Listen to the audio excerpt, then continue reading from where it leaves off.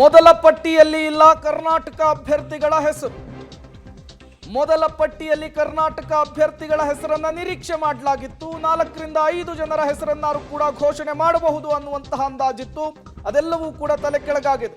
ಕರ್ನಾಟಕದ ಹಾಲಿ 15ಕ್ಕೂ ಹೆಚ್ಚು ಸಂಸದರಿಗೂ ಕಾಡ್ದಿದೆಯಾ ಶಾಕ್. ಮೊದಲ ಪಟ್ಟಿಯಲ್ಲಿ ಕರ್ನಾಟಕದ ಅಭ್ಯರ್ಥಿಗಳ ಹೆಸರು ಘೋಷಣೆ ಆಗದೆ ಇರೋದು ಈ ಎಲ್ಲ ಪ್ರಶ್ನೆಗೆ ಕಾರಣವಾಗ್ತಾ ಇದೆ.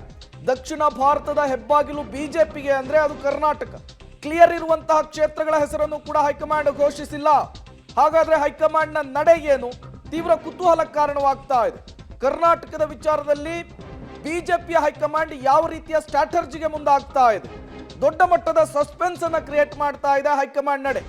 ದಕ್ಷಿಣ ಭಾರತದ ಕೇರಳ, ತೆಲಂಗಾಣವನ್ನ ಬಿಟ್ರೆ ಎಲ್ಲೂ ಕೂಡ ಅಭ್ಯರ್ಥಿಗಳನ್ನ ಘೋಷಣೆ ಮಾಡಿಲ್ಲ. ಇದನ್ನು ಕೂಡ ಗಮನಿಸಬೇಕಾದಂತಹ ವಿಚಾರ. ಸಹಜವಾಗಿಯೇ ರಾಜ್ಯದಲ್ಲಿ 4 ರಿಂದ 5 ಜನ ಹೆಸರನ್ನ ಘೋಷಣೆ ಮಾಡಬಹುದು.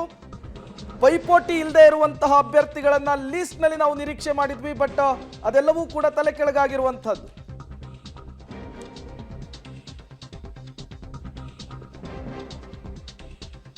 ಇದೇ ವಿಚಾರಕ್ಕೆ ಸಂಬಂಧಪಟ್ಟಂತೆ ಮತ್ತಷ್ಟು ಡೀಟೇಲ್ಸ್ ಅನ್ನು ಕೊಡ್ತಾರೆ ನಮ್ಮ ಪ್ರತಿನಿಧಿ ಸುಖೇಶ್. ನೇರ ಸಂಪರ್ಕದಲ್ಲಿ ಜಾಯಿನ್ ಆಗಿದ್ದಾರೆ. ಸುಖೇಶ್, ತೀವ್ರ ಕುತೂಹಲ ಕಾರಣವಾಗಿತ್ತು. ಬಿಜೆಪಿಯ ಮೊದಲ ಪಟ್ಟಿ ರಿಲೀಸ್ ಆಗಿದೆ. ಕರ್ನಾಟಕದಿಂದ ಅಭ್ಯರ್ಥಿಗಳನ್ನ ಮೊದಲ ಪಟ್ಟಿಯಲ್ಲಿ ಅನೌನ್ಸ್ ಮಾಡಿಲ್ಲ. ಬಿಜೆಪಿಯ ಲೆಕ್ಕಾಚಾರ ಏನಿರಬಹುದು? ಯಾವ ಸ್ಟ್ರಾಟರ್ಜಿ ಮುಂದಾಗಿರಬಹುದು ಅಂತೇಳಿ ಸುಖೇಶ್. ಪ್ರಮುಖವಾಗಿ ಈ ಬಾರಿ 195 ಜನರ ಪಟ್ಟಿ, 16 ರಾಜ್ಯಗಳ ಪಟ್ಟಿಯನ್ನು ಅನೌನ್ಸ್ ಮಾಡಲಾಗಿದೆ. ಸಹಜವಾಗಿಯೇ ಕುತೂಹಲ ಇದ್ದಂಥದ್ದು. ಕಳೆದ ಬಾರಿ 28ರ ಪೈಕಿ 25 ಸ್ಥಾನ ಪ್ಲಸ್ ಬಿಜೆಪಿ ಬೆಂಬಲಿತ ಒಂದು 26 ಸ್ಥಾನವನ್ನು ಕರ್ನಾಟಕದ ಜನತೆ ಬಿಜೆಪಿಗೆ ಮಡಲಿಗೆ ಹಾಕಿದ್ರು. ಹಾಗಾಗಿ ಬಿಜೆಪಿಯ ಭದ್ರಕೋಟೆ ಅನಿಸಿಕೊಂಡಿರುವಂತಹ ಕರ್ನಾಟಕದಲ್ಲಿ ಲೋಕಸಭೆಗೆ ಸಾಕಷ್ಟು ಬೇಗನೆ ತಯಾರಿಯನ್ನು ಆರಂಭಿಸ್ತಾರೆ.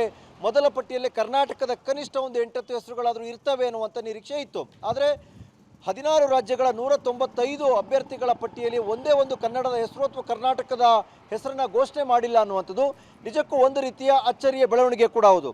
ಆದರೆ ರಾಜ್ಯದಲ್ಲಿ ಈ ಬಾರಿ ಪಕ್ಷ ಏಕಾಂಗಿಯಾಗಿ ಸ್ಪರ್ಧೆ ಮಾಡ್ತಾ ಇಲ್ಲ, ಮೈತ್ರಿ ಮಾಡಿಕೊಂಡಿದೆ JDS ಜೊತೆಗೆ ಅನ್ನೋದು ಕೂಡ ಪ್ರಮುಖವಾಗುತ್ತೆ. ಜೊತೆಗೆ JDS ಜೊತೆ ಸೀಟು ಹಂಚಿಕೆ ವಿಚಾರದಲ್ಲಿ ಎಲ್ಲ ಸೀಟು ಅಲ್ಲದೆ ಇದ್ರೂ ಕೂಡ ಕೊಡಬಹುದಾದಂಥ ಸೀಟುಗಳ ಪೈಕಿ ಕೂಡ ಮಾತುಕತೆ ಆಗಿಲ್ಲ.